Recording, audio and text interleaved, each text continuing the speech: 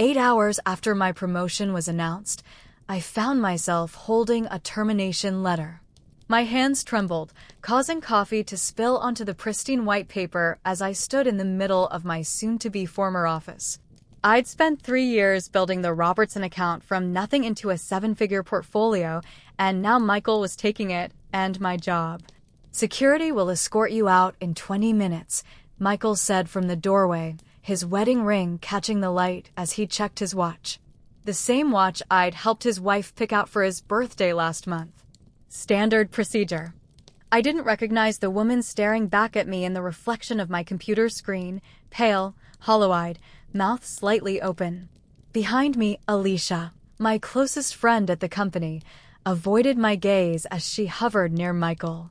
Her nervous fingers twisted the hem of her blouse, the same nervous habit I'd teased her about during countless late nights finishing the Robertson campaign. "Why?" I managed to whisper, my voice cracking. "The project was approved this morning." Thompson literally said he was fast-tracking my promotion. Michael's smile didn't reach his eyes. "Plans changed, Jess. The board decided we needed more experienced leadership on the Robertson account." His emphasis on experienced cut like a knife. "Besides, some concerns were raised about your methods." My eyes snapped to Alicia, who suddenly became intensely interested in the carpet. 3 years of friendship, of sharing lunches and secrets and dreams, and she couldn't even look at me. I slowly reached for the Robertson file on my desk, the project I'd built from scratch, and opened it. All my notes, my strategies, my innovative approach that had won over the client. I slid it across the desk toward Michael, my movements deliberate and controlled despite the storm raging inside me. "Take it," I said, my voice steadier than I felt. "You'll need it since you've never actually managed an account this size."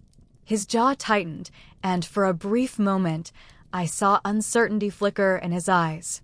Instead of continuing to pack, I sat down at my computer and began typing. Michael stepped forward, alarm spreading across his face. "What are you doing?" "You need to clear out your... I'm sending myself a copy of the project timeline," I said without looking up. "The one that shows every contribution, every meeting, every approval. The one with all the timestamps and participant lists." Alicia's head snapped up, her eyes wide. "Jess, don't what?" I turned to face her, keeping my voice level. "Don't protect myself? Don't create evidence?" My phone buzzed. A text from David in HR, "Meet me by the service elevator in 10. Bring your personal items only." I stood up and grabbed my purse, leaving the family photos and desk plants I'd accumulated over 3 years. They didn't matter anymore. What mattered was the flash drive tucked into my palm, the one that had been recording our weekly team meetings for the past 6 months, a precaution I'd started after Michael had taken credit for my holiday campaign ideas. "You know," I said, pausing at the doorway, "the funny thing about the Robertson presentation? I sent Thompson a preliminary version last week. The one with my original concepts. The ones you just presented as your own today." Michael's face drained of color. "He congratulated me on my innovative approach this morning. Before you went in there and somehow convinced him I wasn't needed anymore." I smiled, though it felt like my face might crack from the effort. I wonder what he'd think if he saw both presentations side by side. "You're making a mistake," Michael said, his voice low and threatening. "Walking out like this, making accusations." "I'm not making accusations," I corrected him. "I'm stating facts. There's a difference." The flash drive felt warm in my hand as I walked past them, my head held high despite the tears threatening to spill over. 23 minutes later, I was sitting in David's car in the parking garage, my career apparently in ruins. "I'm sorry," David said, handing me a tissue. "This isn't right." I wiped my eyes and straightened my shoulders. "No, it's not. But it's not over either." I pulled out my phone and opened the email from Thompson, sent at 9:03 that morning. "Jessica, outstanding work on the Robertson proposal. The board and I look forward to seeing you implement this strategy in your new role as senior director. Congratulations." I need a lawyer, I said, my voice steady for the first time since receiving the termination letter. And then I need you to tell me everything you know. David put the car in drive. I know a lot more than they think I do. And I've been documenting everything. As we pulled away from the building that had been my second home for 3 years, I felt something unexpected beneath the hurt and betrayal, a steely determination that I didn't recognize. The Jessica who walked into that building this morning was gone. The woman leaving was someone else entirely. I gripped the flash drive tighter. They have no idea what they've just done. The lawyer's office smelled like leather and lemon polish. Patricia Winters had the sharp eyes of someone who enjoyed dismantling dishonesty, and she reviewed the emails I'd forwarded to myself with clinical precision. This is a clear case of wrongful termination, she said, tapping her pen against the promotion email from Thompson. The timing alone is suspicious, but combined with the clear paper trail of your work on the Robertson account and the sudden reversal. She smiled thinly. They've made a mistake. David sat beside me, his own collection of HR violations spread across the table. Michael has done this before, just never this blatantly. Usually, he waits until the project is completely finished before pushing people out. Patricia raised an eyebrow. And the company has documentation of these previous incidents? Buried, but yes, David confirmed. Complaints that mysteriously get filed but never addressed. I've been keeping my own records. I twisted my hands in my lap. Will this actually work? Michael is the CEO's golf buddy. He's untouchable. Nobody is untouchable with this kind of evidence, Patricia replied, holding up the flash drive. Especially with the recording from last week's meeting where he explicitly acknowledges your strategy as the foundation of the proposal. My phone buzzed with a text from a number I didn't recognize. This is Karen from the Robertson team. Just heard what happened. Michael claiming the strategy as his own. Thompson furious about conflicting stories. Call me. I showed the message to Patricia, whose smile widened. And now we have external witnesses. This gets better by the minute.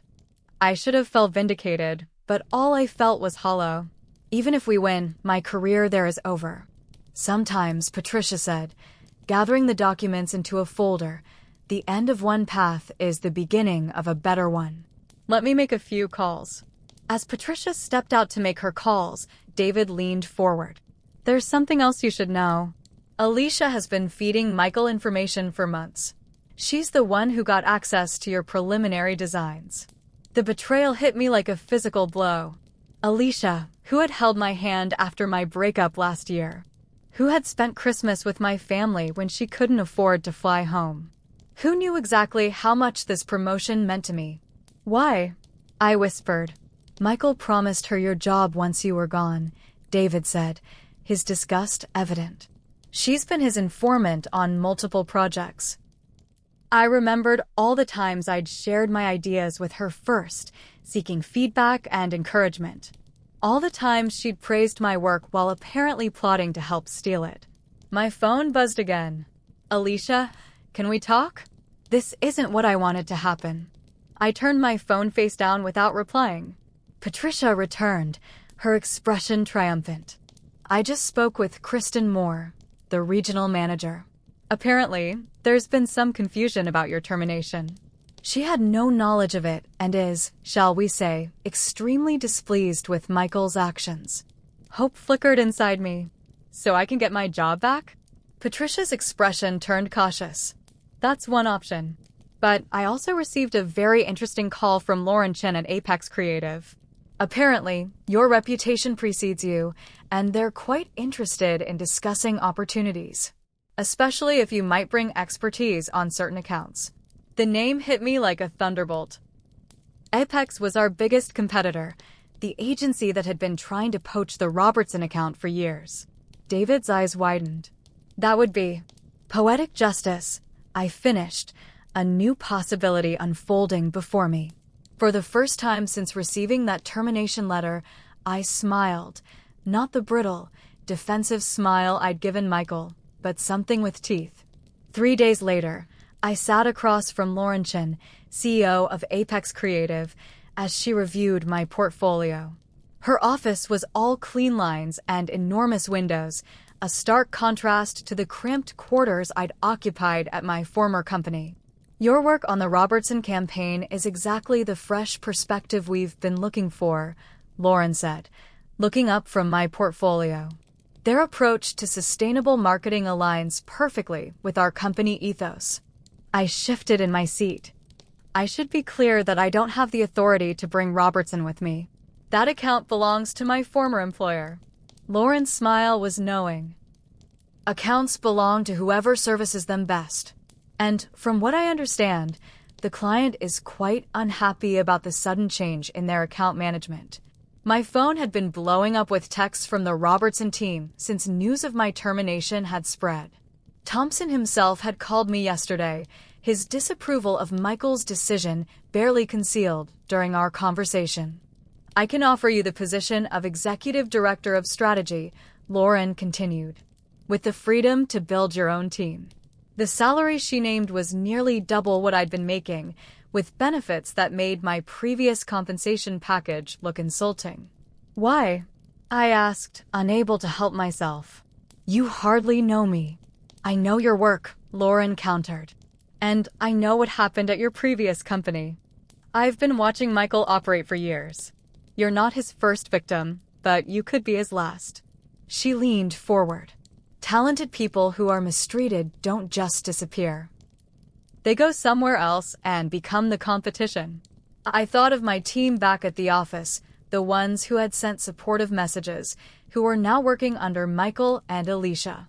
People who had helped build the Robertson strategy but would receive none of the credit or compensation. "If I accept," I said slowly, "I'd want to bring some people with me." Lauren smiled. "I was hoping you'd say that." 1 week after my termination, I walked into Apex Creative's glass-walled conference room as their newest executive director.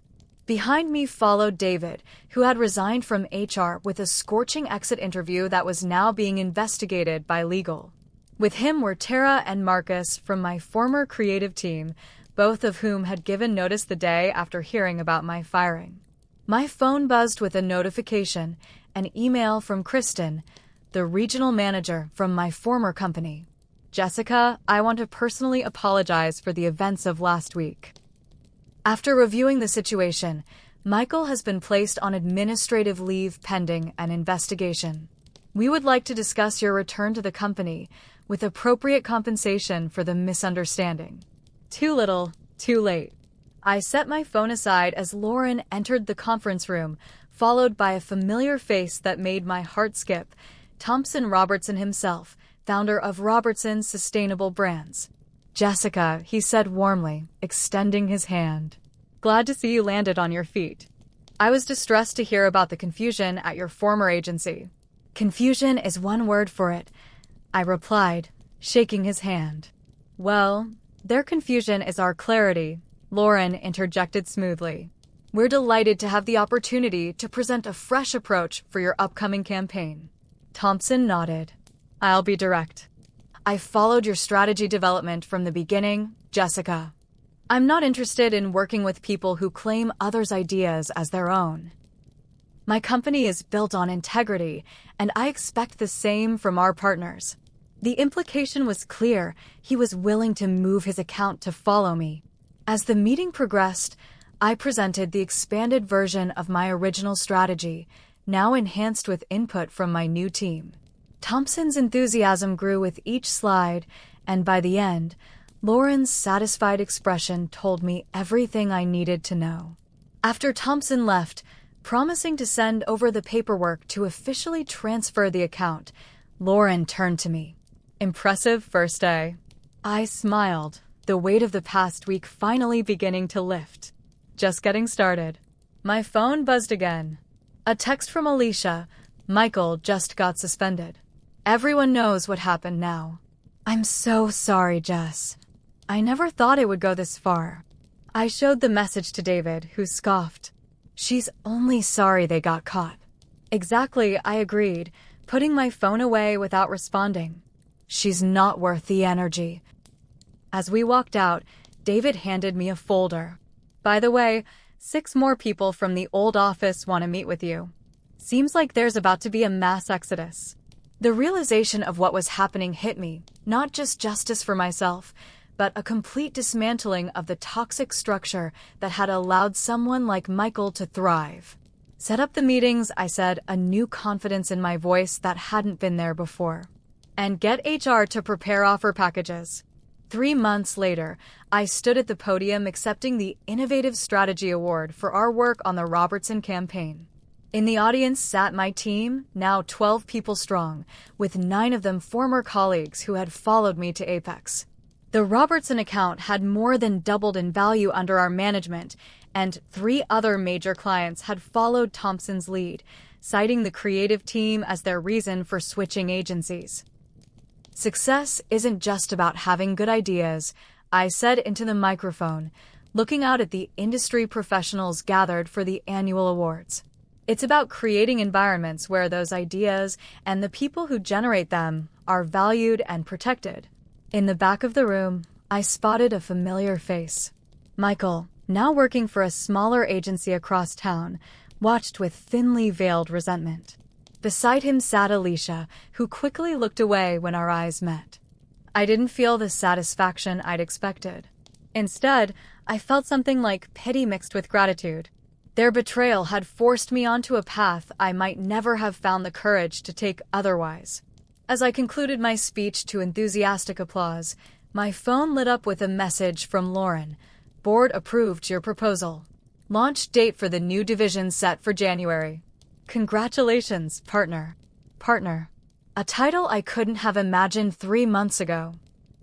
I stepped down from the podium to be engulfed in hugs from my team. Over Tara's shoulder, I caught Michael slipping out the back door, Alicia trailing behind him. Some part of me wanted to feel vindicated, to revel in their downfall while I rose. But the truth was, I was too busy building something meaningful to waste energy on revenge. That night, as we celebrated our win, David raised his glass in a toast. To Jessica, who turned betrayal into the best career move ever. I laughed and raised my own glass. To new beginnings. And to surrounding yourself with people worthy of your trust. As I looked around at the team I'd built, people who had taken risks to follow me, who had demonstrated loyalty when it mattered, I realized that Michael and Alicia had inadvertently given me a powerful lesson. Know your worth, document everything, and never let anyone steal your light. The termination letter that had seemed like an ending had actually been the first page of a much better story. Let me know your thoughts in the comments below. Have you ever experienced workplace betrayal? And what do you think about the ethics of bringing former colleagues to a competitor? Was it justified given the circumstances, or does it cross a professional line?